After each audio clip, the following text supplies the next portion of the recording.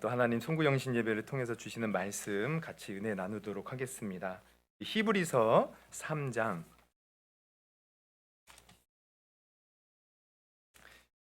12절에서 19절 말씀을 우리 보도록 하겠습니다. 히브리서 3장 12절에서 19절 말씀 한 절씩 교독하고 마지막 절 같이 봉독하겠습니다. 형제들아, 너희는 삼가 혹 너희 중에 누가 믿지 아니하는 악한 마음을 품고 살아계신 하나님에게서 떨어질까 조심할 것이요. 오직 오늘이라 일컫는 동안에 내일 피차 권면하여 너희 중에 누구든지 죄의 유혹으로 완고하게 되지 않도록 하라. 우리가 시작할 때 확신한 것을 끝까지 견고히 잡고 있으면 그리스도와 함께 참여한 자가 되리라.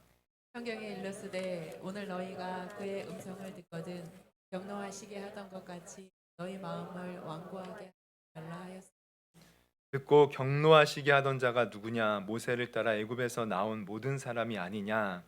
또 하나님이 40년 동안 누구에게 노하셨느냐? 그들의 시체가 광야에 엎드러져 또 하나님이 누구에게 맹세하사 그의 안식에 들어오지 못하리라 하셨느냐? 곧 순종하지 아니하던 자들에게가 아니냐? 이러보건대 그들이 믿지 아니함으로 능히 들어가지 못한 것이라. 아멘, 아멘. 좀 전에 영상 보니까 좀 어떠셨어요? 이렇게 지나간 시간들, 많은 일들이 있었고, 또 많은 일들이 있었는데 또 시간이 빨리 지나갔어요.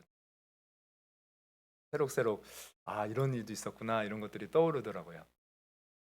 우리 하나님 안에서 여러 가지 일들이 있었지만 또 우리 각 개인의 삶도 또 여러 가지 사건 사고들도 있었고, 여러 가지 또 문제들도 있었고, 좋은 일도 있었고, 어쨌든 다 지나갔어요. 지나갔지만 뒤돌아보면 하나님이 다 함께 하셨기에 이 자리에 있는 줄 믿으시기를 바랍니다. 그저 하나님의 은혜밖에 안 남는 것 같아요. 하나님의 은혜가 있어서 우리 교회도 여기까지 왔고, 여러분의 삶도 여기까지 왔고, 또 이 나라도 할 많고 문제 많지만 여기까지 왔습니다. 할렐루야. 네, 우리 또 2025년도 새해가 밝는데요. 우리가 오늘 또 말씀을 통해서 또 우리가 하나님 앞에 회개할 것은 회개하고 또 새로운 마음으로 새해를 맞이할 수 있는 우리 모두가 되었으면 좋겠습니다. 오늘 말씀 우리 히브리서 3장 12절에서 19절 말씀 우리 읽었는데요. 제목은 송구영신의 믿음입니다. 송구영신의 믿음. 여러분, 우리가 송구영신, 지금 송구영신 예배를 드리고 있는데 송구영신의 의미가 뭐예요? 송구영신. 드셨죠? 송구영신. 이게 송이 이제 보낼 송, 뭐 이런 거죠. 구는 옛구, 영은 이제 맞이할 영, 신은 새로운 것. 그래서 우리는 주로 송구영신하면 주로 이제 지난 해를 보내고 새해를 맞이한다는 의미로 사용되는데, 원래 송구영신은 뭐 해가 바뀌는 것과 상관없는 사실 사자성어입니다. 그것은 그냥 옛 것은 지나가고 새로운 것이 오니 우리는 새로운 것에 잘 적응해야 된다. 이게 이제 송구영신의 사자성어의 의미예요. 어쨌든 옛 것은 지나가고 새로운 것이 오니 새로운 것을 잘 맞이하자. 이게 이제 송구영신의 의미인데, 그런데 저는 우리 기독교인들에게 송구영신은 여기에 뭔가 추가되는 것이 있다고 봐요. 그냥 단순히 옛 것은 지나가고 새로운 것이 시작되니 새로운 마음으로 시작하자, 이게 아닙니다. 송구영신을 통해서 우리는 영적인 진리를 발견해야 돼요. 뭐냐? 바로 모든 것은 지나간다는 거예요. 할렐루야. 네, 이 세상의 모든 것은 다 지나갑니다. 다 지나가요. 우리가 지금 이렇게 1초 1분이 지나가면 우리는 이 과거 옛날 것이 돼버려. 이 세상에 존재하는 것은 다 옛날 것이 돼버립니다. 그리고 이제 새로운 것이 와요. 근데 그 새로운 것은 뭐냐? 바로 하나님이 우리에게 주시는 영원한 생명, 바로 천국이라는 것입니다. 그러니까 송구영신을 통해서 우리는 뭘 깨달아야 되냐면 이 세상의 모든 것은 결국 다 지나간다. 그리고 이제 하나님이 우리에게 예비하신 영원한 생명이 시작된다. 그런데 성경이 가르쳐 주는 것은 또 하나 뭐가 있냐면 영원한 삶이 펼쳐지는데, 근데 성경은 뭐라 그래요? 어떤 사람들은 천국에서 그 영원한 삶을 맞이하는가 하면 어떤 사람은 영원한 형벌, 지옥에서 영원한 삶을 맞이한다는 거예요. 이게 이 송구영신을 통해서 우리는 이것을 생각할 수 있어야 돼요. 그러면 더 나아가서 누가 영원한 삶을 맞이할 때 저 천국에서 영원한 삶을 맞이하고 아니면 반대로 누가 새 영원한 삶을 맞이할 때 지옥에서 맞이하는가? 여러분 이것을 또한 우리가 생각해야 되죠. 누가 천국에 갑니까? 누가 구원을 받습니까? 여러분 오늘 우리가 이 송구영신을 맞이하여서 이렇게 우리의 종말을 생각하면서 나는 과연 영원한 삶을 어디서 맞이할 것인가를 우리는 깊이 진지하게 생각해 봐야 돼요. 그러면 우리가 지옥이 아닌 영원한 천국에서 그 영원한 삶을 맞이하려면 무엇이 필요할까요? 맞습니다. 믿음이 필요합니다. 오직 의인은 믿음으로 말미암아 살리라. 우리는 믿음으로 구원받는 거예요. 믿음이 필요한 거죠. 로마서 우리 1장 16절 17절 말씀 같이 한번 읽어보겠습니다. 시작. 내가 복음을 부끄러워하지 아니하노니 이 복음은 모든 믿는 자에게 구원을 주시는 하나님의 능력이라 됨이라. 먼저는 유대인에게요 그리고 헬라인에게로다. 복음에는 하나님의 의가 나타나서 믿음으로 믿음에 이르게 하나니 기록된 바 오직 의인은 믿음으로 말미암아 살리라 함과 같으니라. 여러분 우리는 믿음으로 구원받고요 믿음으로 사는 것이에요. 그렇다면 우리가 영원한 이 세상의 모든 것이 다 지나가고 우리가 영원한 삶을 맞이할 때 천국에서 맞이하기 위해서는 믿음이 필요하대요. 믿음. 그래서 여러분 오늘 이 송구영신 예배를 맞이해서 우리는 믿음에 대해서 생각해 보기를 원합니다. 믿음. 그러면 과연 하나님께서 원하시는 그 믿음은 어떤 믿음일까? 내가 정말 천국에 들어갈 수 있는 그 믿음은 어떤 믿음일까? 이것을 생각하면서 우리가 지난 한 해 과연 나는 믿음으로 살아가는가를 돌아보고 또 이제 새롭게 맞이하는 한 해 우리는 믿음으로 맞이하는 저와 여러분이 될 수 있기를 주님의 이름으로 축원합니다. 이 시간 우리가 믿음을 가질 수 있는 시간이에요. 지금 내가 살아있다는 것은 하나님이 또 다른 기회를 주시는 거예요. 오늘 이 믿음을 우리가 생각해 보면서 정말 하나님께서 원하시는 그러한 믿음으로 충만한 저와 여러분이 될 수 있기를 주님의 이름으로 축원합니다.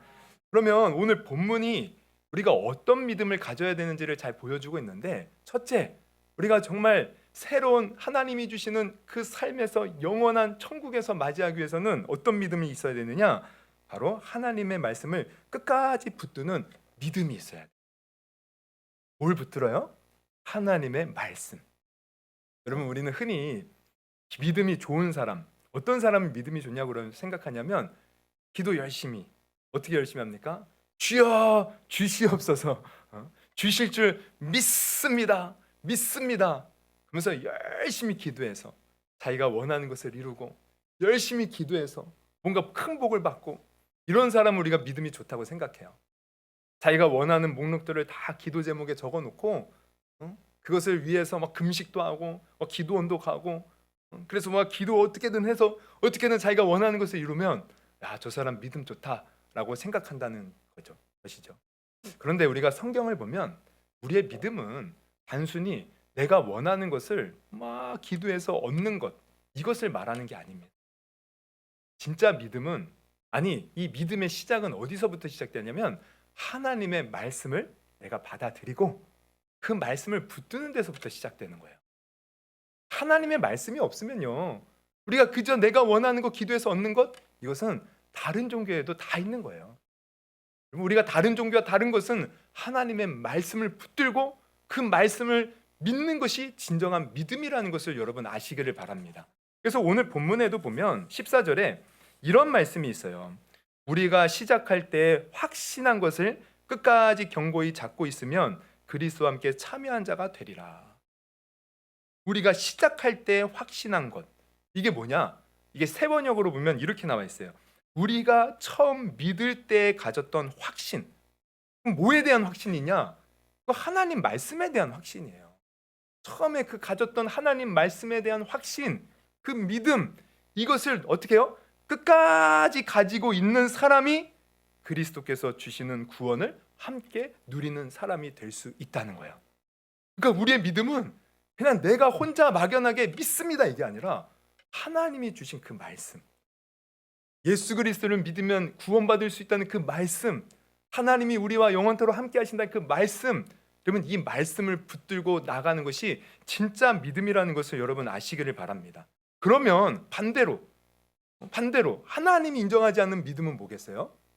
하나님이 주신 그 말씀을 끝까지 붙들지 못하는 거예요.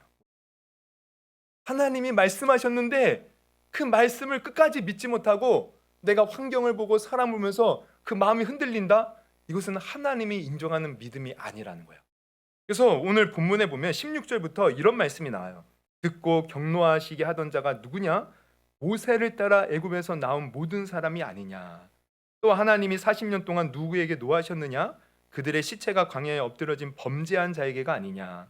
또 하나님이 누구에게 맹세하사 그의 안식에 들어오지 못하리라 하셨느냐? 곧 순종하지 아니하던 자들에게가 아니냐.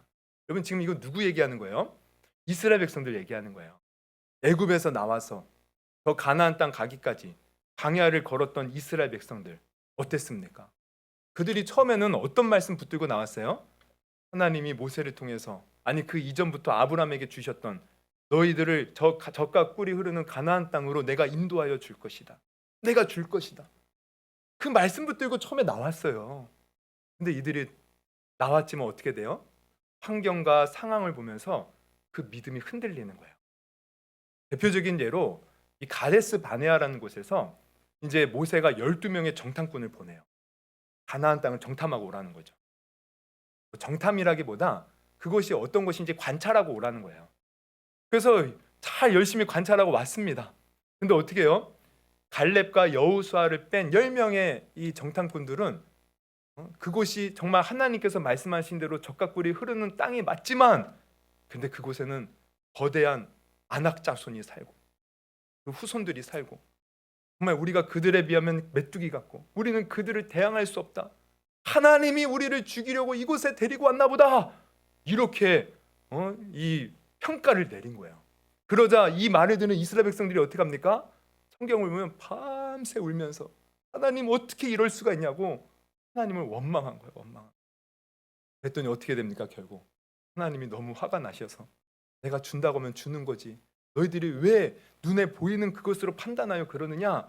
그래서 40일 동안 그들이 정탐한 것을 이 하루를 1년으로 계산해서 너희들 40년 동안 광야로 가서 헤매게 만드는 거예요. 그런데 그 40년 동안 어떻게 해요? 20세 계수된 1세대들이 끝까지 원망불평하다가 결국 다 광야에서 죽고 말았어요. 그리고 가나안 땅, 그 안식 있는 땅에 들어가지 못했다는 거예요. 그러니까 이게 뭘 보여줍니까? 처음에 가졌던 그 믿음, 주님이 가나안 땅을 주시겠다고 했으면 그것을 끝까지 붙들고 믿어야 되는데 그 믿음이 흔들린 거예요. 그래서 결국 안식에 들어가지 못했다. 지금 히브리서 기자가 말하는 겁니다. 그러면 이것도 우리도 마찬가지예요. 이로 보건대 19절 그들이 믿지 아니함으로 능히 들어가지 못한 것이라. 이게 결국은 믿지 못했다는 거예요. 여러분 우리도 마찬가지입니다. 우리가 하나님을 믿을 때 그냥 막연히 믿는 게 아니에요. 하나님께서 하신 말씀을 우리는 믿는 것입니다. 예수 그리스도를 믿으면 죄 사함 받는다. 그 말씀 믿는 거예요. 예수님을 끝까지 붙들면 우리 인생이 끝날 때 형벌을 면하고 저 천국에 들어간다. 그 말씀을 붙드는 겁니다. 상황이 변하고 세상이 변하고 수많은 사람들이 우리를 박해하고 미워하고 우리가 잘못됐다고 말할지라도 하나님이 말씀하셨기에 그 말씀을 붙들면 그게 믿음이 그게. 그러면 여러분 한번 돌아보십시오. 나는 올 한 해 이 믿음으로 과연 살았는가? 정말 하나님께서 성경을 통해서 하신 말씀들을 정말 그 믿음으로 붙들고 여러분 살아오셨습니까? 아니면 말로는 믿는다고 했지만 실제 삶 속에서 우왕좌왕하고 불만불평하며 의심하며 산 것은 아닙니까? 여러분 우리는 분명히 오늘 이 말씀을 기억할 수 있기를 축원합니다. 만약 우리가 여전히 하나님의 말씀을 믿지 못하고 있다면 2025년도 새해가 밝아도요 우리가 열심히 교회를 나와도요 우리 삶 속에서 정말 여전히 걱정과 염려와 문제에 시달리면서 사는 그런 새해가 될 것이에요. 그리고 우리가 하나님의 말씀을 믿지 못하면 궁극적으로는 내 인생의 끝이 찾아왔을 때 당연히 오늘 말씀처럼 천국에 들어갈 수 없다는 것이에요. 그러므로 혹시나 내게 이런 믿음이 부족했다면 여러분 다시 한번 우리가 이 믿음 위에 굳건히 설 수 있는 저와 여러분이 될 수 있기를 주님의 이름으로 축원합니다. 하나님의 말씀을 붙드십시오. 성경을 통해서 우리에게 주신 그 하나님의 말씀, 예수 그리스도를 통해서 주신 그 하나님의 말씀. 여러분, 말씀은요, 세상은 변해도 꽃은 시들고 풀은 시들고 다 떨어져도 하나님의 말씀은 변하지 않아요. 그 말씀 붙드는 충만한 믿음의 사람이 될 수 있기를 주님의 이름으로 축원합니다. 또 둘째로 오늘 본문이 말하는 믿음은 어떤 믿음이냐? 매사에 하나님을 인정하는 믿음이에요. 오늘 본문 16, 17절을 보면 하나님께서는 이스라엘 백성들에게 경노하셨고 노하셨다고 하시잖아요. 왜 경노하고 노하십니까? 하나님께서 그들에게 약속의 땅을 주신다고 하셨는데 그들은 가나안 땅의 거대한 민족을 보고 실망한 거예요. 왜 실망해요? 그들이 생각할 때는 아니, 하나님이 주신다고 했으면 평탄하게 주셔야지. 왜 저런 거대한 민족들이 있고 왜 우리에게 이런 어려움이 있어? 그러면서 그 하나님께서 정말 우리에게 좋은 것을 주실 것을 기대했는데 안 준다고. 그러면서 하나님께 실망하고 하나님을 원망하고 의심했다는 거야. 그러면 이게 곧 무엇을 말합니까? 사실 하나님을 매사에 인정하지 못했다는 거예요. 여러분, 사실 우리가 인생을 살아보면 아시겠지만 여러분, 인생을 살다 보면 우리가 원하는 대로만 모든 것이 이루어지는 것은 없습니다. 여러분, 우리가 새해가 맞이하면 뭐라고 인사해요? 서로? 새해 복 많이 받으세요. 그렇게도 인사하고 또 어떻게 인사합니까? 새해에는 좋은 일만 가득하세요. 기쁜 일만 가득하세요. 이러잖아요. 근데 여러분, 우리가 2024년도에도 그런 인사를 듣고 서로를 그렇게 축복하면서 2024년도를 맞이하고 보냈는데 어떻습니까? 좋은 일만 가득했습니까? 내가 원하는 것만 다 이루어졌습니까? 내 삶이 그냥 평탄하고 문제없고 슬픔 없고 아픔 없고 괴로움 없고 그냥 늘 좋은 것만 있었습니까? 아니죠. 근데 이것은 2024년도만 그런 것이 아니에요. 사실 우리 인생 전체가 그래요. 좋은 일만 있는 게 아니에요. 내가 원하는 것만 이루어지는 것이 아니라는 거예요. 그런데 이것은 신앙에서도 마찬가지입니다. 우리는 예수 믿고 구원받으면 이제 하나님 안에서 좋은 일만 있겠지, 이제 내 삶이 평탄하겠지, 형통하겠지 라고 기대할지 모르지만 우리의 이 삶의 이 신앙의 길도요, 성경을 보면 고난의 길이라는 거예요. 고난의 길. 내가 예수를 잘 믿으면 잘 믿을수록 더 많은 고난이 있다는 거예요. 신앙생활을 우리가 열심히 해도 고난과 아픔과 역경이 있다는 거예요. 여러분, 이것을 아셔야 돼요. 그런데 중요한 건 뭐냐면 그 어떤 고난과 역경이 있어도 하나님이 함께 하시고 하나님이 인도해 주시잖아요. 그러면 모든 것이 다 협력하여 선을 이루게 된다는 거예요. 우리 하나님은 그 고난도 나중에는 기쁨으로 바꿔 주시는 분이시라는 거예요. 그 아픔도 우리에게 가장 좋은 결과로 하나님께서는 우리에게 안겨 주신다는 거야. 그래서 우리는 슬픔이 있고 아픔이 있고 고난이 있어도 좋을 때 뭐 내가 뭔가 원하는 것이 이루어질 때 이때도 기뻐하는 거 당연하지만 내가 슬프고 괴롭고 고난이 찾아올 때도 우리는 주 안에서 기뻐해야 된다는 거죠. 그래서 사도 바울은 범사에 뭐 하래요? 감사하고 항상 뭐 하래요? 기뻐하라. 왜? 하나님이 우리와 함께 하시기 때문에. 그러니까 결국 뭐예요? 하나님을 인정하라는 거예요. 하나님을. 여러분, 우리 고난이요, 우리가 생각할 때는 고난이 없는 인생이 있었으면 좋겠다 하지만 그렇지 않습니다. 고난은요, 어떻게 보면 우리에게 축복입니다. 고난이 있음으로 말미암아 사실 우리가 바른 길로 갈 수 있는 거예요. 제가 볼 때 이 고난은요, 세 가지 이유로 우리에게 찾아와요. 첫째는 우리가 잘못해서 오는 고난도 있어요. 여러분, 제가 원래는 운동을 굉장히 좋아하던 사람이었습니다. 제가 운동 잘할 것 같아요? 못할 것 같아요? 제가 원래 초등학교 때부터 달리기를 잘해서 항상 반대표로 나가고 중학교, 고등학교 우리 계주 하잖아요. 맨날 체육대면 늘 저는 계주 그 주자예요. 고3 때까지. 그리고 뭐 축구며 뭐 농구며 즐겨 하고 그랬었는데, 근데 제가 이제 29살 때 예수님을 만나면서 제가 그때 어떤 이제 결심을 하냐면 내가 주를 위하여 지금까지 좋아했던 건 내가 다 버립니다. 그 중에 운동을 버렸어요. 그래서 나는 오로지 기도, 오로지 말씀, 오로지 주님 말씀 따라 전도하고 이것만 하겠습니다. 그래서 제가 운동하면 사치인 것 같은 거예요. 시간 사치. 그렇게 제가 29살 때 예수님을 만나고 이제 운동을 담을 쌓고 살았어요.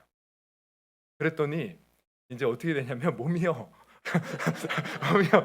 이게 점점 하루 1년이 지날수록 뭔가 이렇게 예전 같지가 않고 많이 망가지는 게 느껴지더라고요.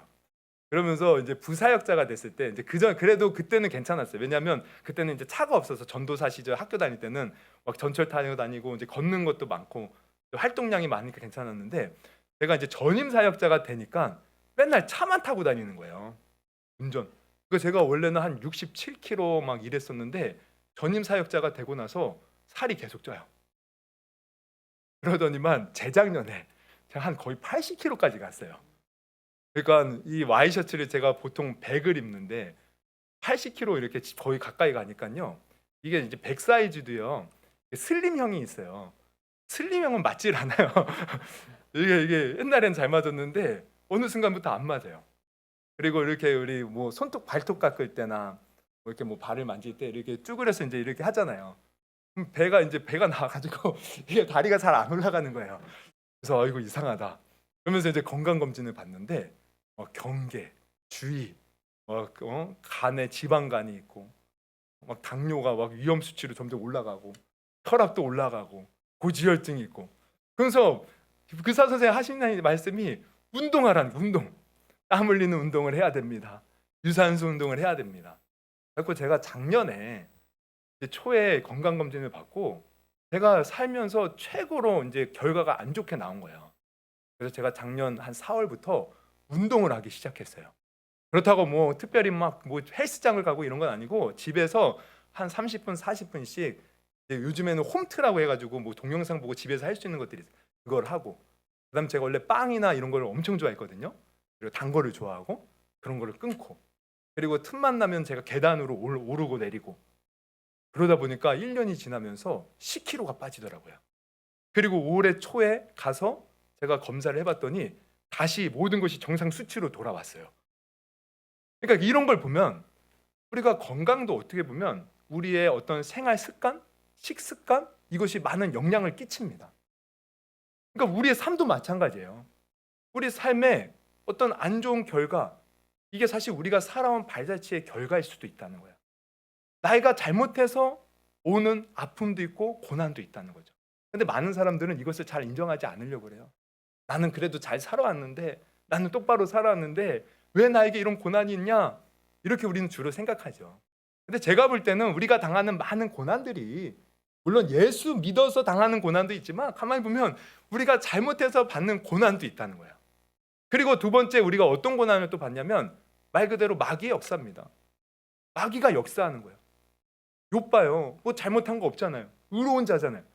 근데 사탄이 역사하니 그런 수많은 고난이 와요. 지금도 우리가 예수 잘 믿고 주의를 하려면 여러분 마귀 역사는 지금도 끊임없이 우리를 괴롭히고 그 역사로 우리를 넘어뜨리려고 하고 주의를 못하도록 막습니다. 이 고난도 있다는 거예요. 그리고 또 세 번째는 어떤 고난이에요? 바로 하나님이 허락하는 고난이에요. 우리를 연단하시려. 그러니까 어떻게 보면 우리가 잘못한 길로 이렇게 가는 것도 어쩌면 하나님이 허락했기 때문에 마귀가 우리를 공격하는 것도 사실 하나님이 허락하는 거죠. 근데 왜 허락하는가 봤더니 그걸 통해서 우리를 변화시키고 성숙시키려고. 그러니까 결국 우리 삶에 어떤 이유로 고난이 펼쳐지는지 중요한 건 뭐냐면 하나님은 사실 다 알고 계셔요. 근데 우리가 하나님을 붙들고 하나님 말씀 따라서 하나님 은혜 가운데 살면 비록 우리가 잘못해서 당하는 고난일지라도 나중에 하나님은 선으로 바꾸시고요. 또 마귀가 우리를 공격해서 당하는 고난도 나중에 하나님은 선으로 바꾸시더라는 거예요. 그러니까 우리가 해야 할 일은 뭐냐? 고난 속에서도 하나님께 감사하고 하나님이 지금도 나를 이끌어 주신다고 우리는 인정하고 그분을 붙들어야 된다는 거예요. 이게 믿음이라는 거죠. 그래서 시편 기자는 이런 고백을 해요. 시편 119편 71절 고난당한 것이 내게 유익이라 이로 말미암아 내가 주의 율례들을 배우게 되었나이다. 야고보서 1장 2절에서 4절 우리 한번 같이 읽어봅니다. 시작. 내 형제들아 시험을 만나거든 온전히 기쁘게 여기라. 이는 너희 믿음의 시련이 인내를 만들어낸 줄 너희가 알미라. 인내를 온전히 이루라. 이는 너희로 온전하고 구비하여 조금도 부족함이 없게 하려 함이라. 시험을 만나거든 온전히 기쁘게 여기래요. 이 시험이 인내를 만들고 인내를 우리가 이루면 어떻게 돼요? 너희로 온전하고 구비하여 조금도 부족함이 없게 하려 함이라. 왜? 하나님이 우리와 함께 하시기 때문에. 그렇다면 우리가 해야 할 일은 뭐냐면 당연히 좋은 일, 기쁜 일, 막 이런 일 있을 때 당연히 함께 감사해야죠. 근데 나아가 내게 안 좋은 일이 있고 아픈 일이 있고 고난이 있어도 하나님이 나와 함께 하신다. 지금도 하나님이 모든 것을 주관하고 계신다. 하나님을 인정해야 된다는 거예요. 이게 믿음입니다. 이게 믿음. 내게 어떤 어려움이 있고 고난이 있어도 하나님이 지금 나의 삶을 이끌어 가신다. 이것을 믿는 그 믿음. 근데 이스라엘 백성들은 이게 없었던 거야. 하나님이 가나안 땅에 죽이려고 데려고 왔겠습니까? 물론 어려움이 있고 뭔가 큰 장애가 있지만 분명히 하나님이 함께 하실 것인데 그거를 인정하지 못하고 하나님께 원망했던 그들의 믿음. 이것은 하나님이 원치 않는 믿음이었다는 거예요. 그럼 여러분 우리 한번 돌아보십시오. 우리 한 해 동안 분명히 안 좋은 일 있고 아픈 일 있고 괴로운 일 있고 눈물 날 일 있었어요. 근데 그때 우리는 어떠한 모습으로 하나님 앞에 섰습니까? 그 순간에도 하나님께 감사하셨습니까? 그 순간에도 하나님을 찬송하셨습니까? 그 순간에도 하나님을 바라보셨습니까? 여러분 이게 믿음이에요. 우리가 이러한 믿음으로 남은 인생을 또 새로운 한 해를 맞이할 수 있는 저와 여러분이 될 수 있기를 주님의 이름으로 축원합니다. 이 진정한 믿음 하나님이 우리에게 원하고 계시죠. 또 마지막 셋째로 오늘 본문을 통해서 알 수 있는 믿음은 기대하는 믿음이에요. 기대하는 믿음. 우리 18절에 보면 이렇게 나와 있어요. 또 하나님이 누구에게 맹세하사 그의 안식에 들어오지 못하리라 하셨느냐 곧 순종하지 아니하던 자들에게가 아니냐 이렇게 나와 있죠. 여기서 순종하지 않다라는 것을 원어의 의미로 보면요 이게 뭐냐면 믿지 않다 그리고 회의적이다 이런 뜻이 있어요. 그럼 회의적이다는 것은 무슨 말이에요? 의심한다는 거예요. 그럼 의심한다는 것은 여러분 하나님이 말씀하셨는데 의심한다는 건 그건 뭘 말하냐면 하나님이 내가 이렇게 이루어줄게. 의심한다는 건 뭐예요? 그렇게 이루어질 것을 전혀 기대하지 않는다는 거예요. 그러니까 이들은 지금 기대하지 않는 거예요. 하나님을 기대하지 않으니까 하나님께 순종하지 않는 것이고. 여러분 이 믿음은 가짜 믿음이라는 거예요. 여러분 우리가 정말 하나님을 믿는다면 하나님은 하나님 말씀대로 내게 이루어 주시고 가장 좋은 것을 주실 것이라고 늘 기대하는 마음이 있어야 돼요. 기대하는 마음. 하나님이 내게 좋은 것 주실 거야. 그 기대. 여러분 저희 아버지가 항상 저에게 하는 말씀 고3 때부터 야 정진아 이제 우리 이제 저희 아버님이 작은 아버지랑 이제 뭔가를 많이 할 때가 있었거든요. 작은 아버지가 필리핀에서 이제 선교사로서 한 몇십 년을 있었어요 사실은. 그래서 이제 필리핀에서 뭐 대통령하고 자기가 친하고 무슨 통장에 돈을 가지고 있고 막 그러면서 우리 아버지가 야 그 통장에 그거 뭐가 잘만 풀리면 우리가 부자가 될 수 있다. 정진아 내가 너 이제 대학교 가면 차도 사줄게. 너 앞으로 한국에서 공부할 필요 없어. 저 필리핀에 UP라는 좋은 대학인데 거기서 공부시키고 나중에는 미국에서 공부시켜줄게. 막 그러시더라고.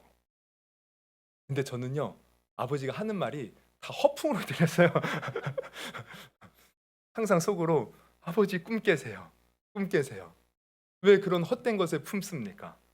제가 고등학교 때지만 좀 지혜가 있었던 것 같아. 왜 그런 걸 믿어지는지. 저는 안 믿어지거든요. 그러니까 항상 아버지가 그런 얘기를 하면 저는 어떻게 해요? 항상 인상 쓰고 있어요. 네. 알았어요.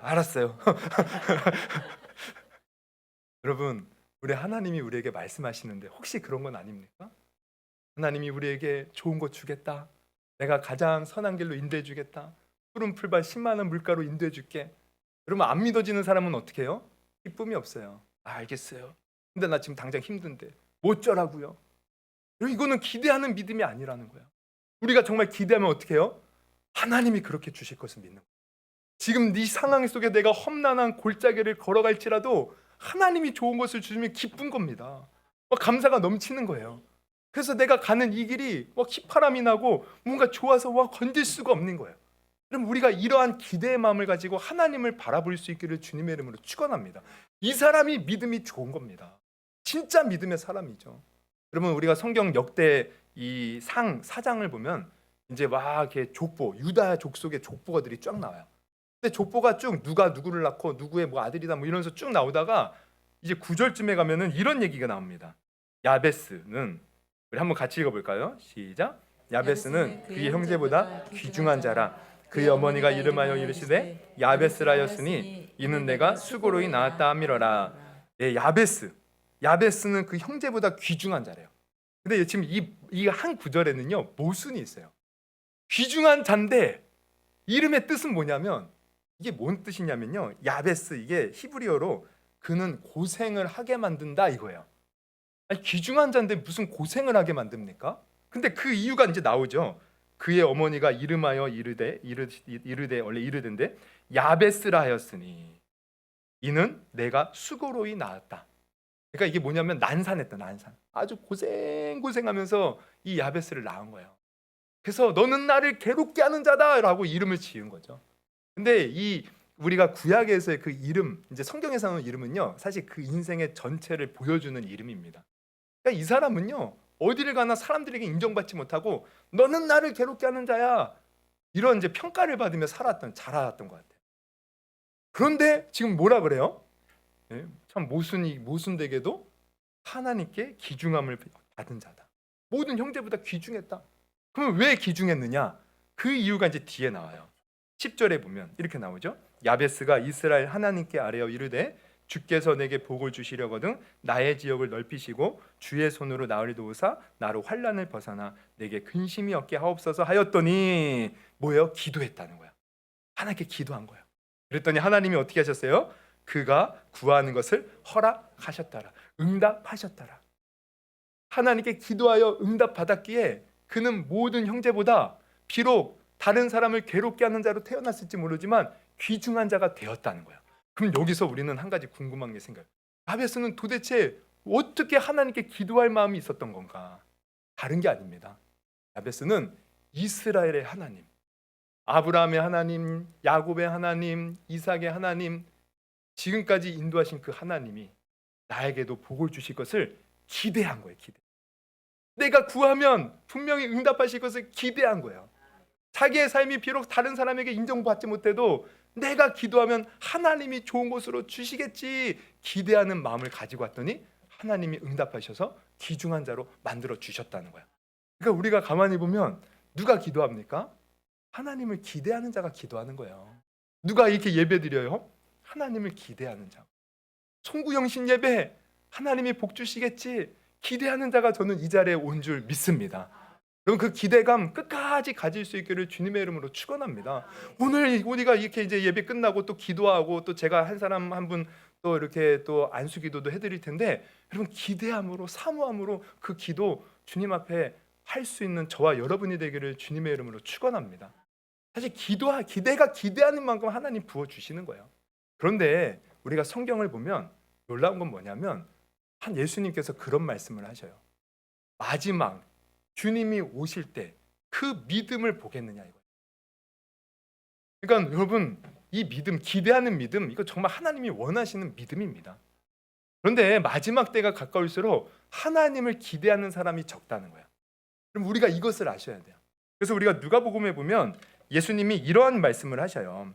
누가복음 18장 1, 2절 예수님께서 그들에게 항상 기도하고 낙심하지 말아야 할 것을 비유로 말씀하여 이르시되, 뭐라 그랬어요? 다시 낙심하지 말아야 할 것, 항상 기도하고.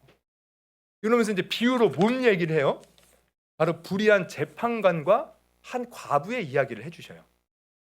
어느 마을 고을에 이 불의한 재판관이 있었대. 이 사람은 하나님을 두려워하지도 않고 사람을 무시하는 자예요. 그래서 돈 받고 부자들에게는 좋은 판결 주고 가난하고 어려운 사람들 그냥 막 멋대로 판결해버리고 뭐 이런 사람이에요. 불의한 자. 그런데 그 마을에 어떤 원한을 품은 불쌍한 과부가 있었어요. 이 과부가 어떻게 했느냐? 이 불의한 재판장관에 가서 나 좀 원한 좀 풀어달라고. 근데 하나님을 두려워하지 않고 사람을 무시하는 이 사람이 그 과부의 요구를 들어주겠습니까? 안 들어줘요. 그런데 이 과부는 포기하지 않는 거야. 또 가는 거야. 오늘 가고 내일 가고 모레 가고 계속 가요. 계속 끈질기게. 그랬더니 이 불의한 재판관이 어떻게 해요? 야, 내가 하나님도 두려워하지 않고 사람을 무시하면서 내 마음대로 살았는데 이 여인이 너무 나를 귀찮게 한다. 그냥 이 과부의 손을 들어줘야겠다. 그러면서 들어주었다는 거야. 그러면서 예수님이 하시는 말씀이 뭐냐면 이렇게 나와 있어요. 누가복음 18장 6절 보면 주께서 또 이르시되 불의한 재판장이 말한 것을 들으라 하물며 하나님께서 그 밤낮 부르짖는 택하신 자들의 원한을 풀어주지 아니하시겠느냐? 그들에게 오래 참으시겠느냐? 뭐예요? 아니 불의한 재판관도 자기가 귀찮아서 들어주는데 하물며 하나님께서 사랑하는 그 자녀들이 구하는데 하나님이 들어주지 않겠냐 이거예요. 당연히 들어주신다는 거죠. 그러니까 우리는 이 기대를 가지고 믿음으로 하나님께 기도하라는 거예요. 낙심하지 말고. 그런데 마지막에 예수님이 뭐라고 하시냐면 8절에 내가 너희에게 이르노니 속히 그 원한을 풀어주리라 그러면서 뭐라 그러셔요? 그러나 같이 읽어봅니다. 그러나 인자가 올 때 세상에서 믿음을 보겠느냐. 여러분 예수님이 오실 날이 가까울수록 정말 이 기대하는 믿음으로 하나님께 구하고 하나님을 찾고 하나님을 의지해야 되는데 마지막 때가 가까울수록 이 믿음을 보겠느냐? 이 믿음을 보겠느냐? 왜요? 세상에 하나님 의지하지 않고도 뭔가 좋아 보이는 너무나도 많은 찬란한 것들이 세상에 많으니까. 근데 여러분 우리는 분명히 아셔야 돼요. 세상이 아무리 대단해 보이고 찬란해 보이고 위대해 보여도요 이 세상 것은 모든 것이 다 헛되게 지나갈 뿐이에요. 그것은 우리의 인생을 책임져 줄 수도 없고 우리에게 어떤 것도 해줄 수 없는 것들이에요. 하나님만이 우리에게 가장 좋은 것, 특별히 저 영원한 천국을 주시고 영생을 주시고 제삼을 주시고 우리에게 참된 행복과 기쁨과 만족을 주시는 우리 하나님이십니다.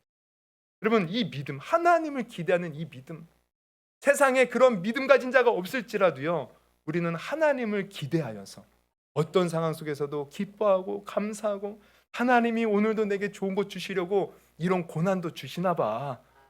얼마나 이 믿음의 고백입니까?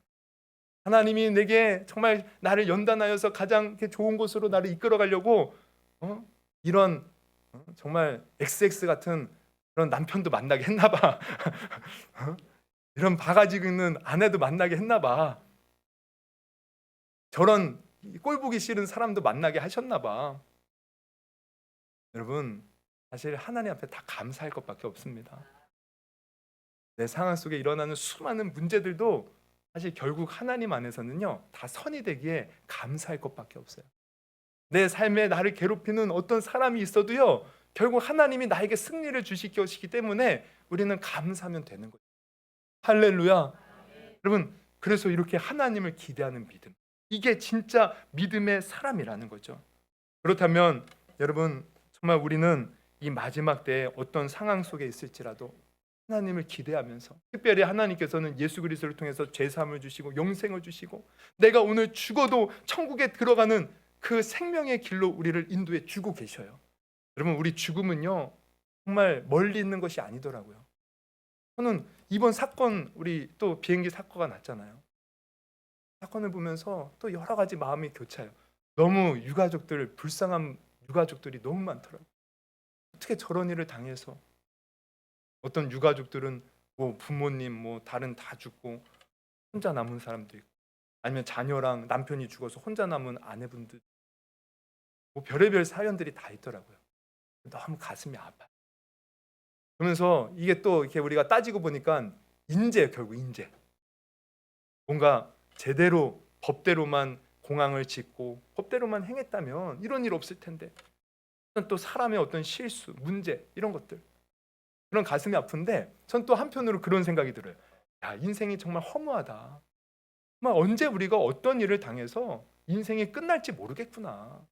그렇다면 나는 오늘도 나는 죽음을 준비하는 것이 지혜로운 것이겠구나. 그러면 죽음을 잘 준비하는 건 뭡니까? 아까도 말했죠. 믿음 잘 가지는 거예요. 하나님이 말씀하신 대로 그 믿음, 하나님을 기대하면서 하나님만 바라보는 그 믿음, 여러분 그런 저와 여러분이 될 수 있기를 주님의 이름으로 축원합니다. 여러분 말씀을 정리합니다. 여러분 연말 연시가 되면 교회에서 가장 많이 인용되는 말씀들이 있어요. 그러면 우리 이사야 43장 말씀도 그렇죠. 너희는 이전 일을 기억하지 말며 옛날 일을 생각하지 말라. 보라 내가 새 일을 행하리니 이제 나타낼 것이라. 그러나 그것을 알지 못하겠느냐? 너희가 그것을 알지 못하겠느냐? 반드시 내가 광야의 길을 사막의 강을 내리라. 또 고린도후서 5장 17절 말씀 우리 같이 한번 읽어봅니다. 그런즉 누구든지 그리스도 안에 있으면 새로운 피조물이라. 이전 것은 지나갔으니 보라 새 것이 되었구다. 여러분 새 것이 되었도다. 우리 하나님은 우리에게 새 일을 행하시고 우리 존재 자체를 새롭게 만들어 가시는 너무나도 좋으신 분이십니다. 그래서 우리는 사실 내년 2025년도가 기대되는 것은 하나님이 새 일을 행할 것이기 때문에. 그러나 오늘 우리가 알아야 될 것은 정말 그렇게 우리가 기대하면서 맞이하기 위해서는 필요한 것이 있다는 거예요. 뭐가 필요하다고요? 믿음이 필요합니다. 어떤 믿음?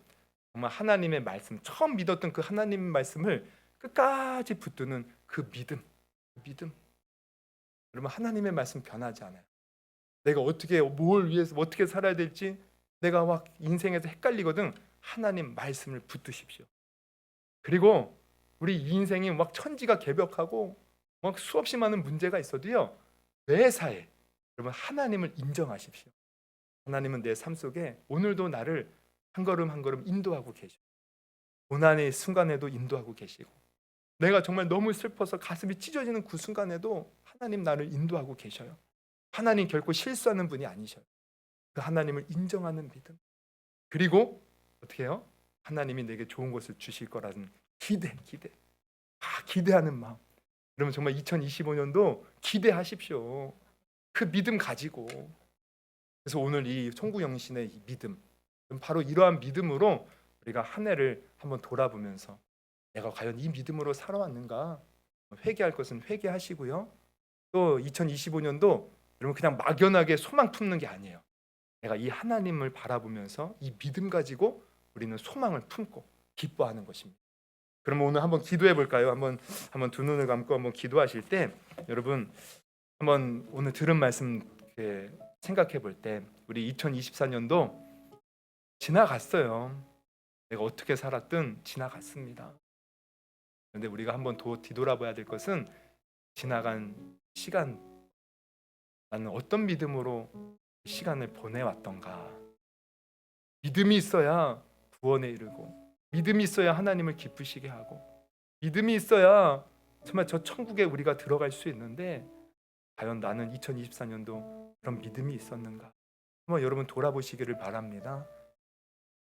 그리고 만약에 그렇게 살지 못했다면 여러분 오늘 하나님이 우리에게 회개의 기회를 주시는 거예요.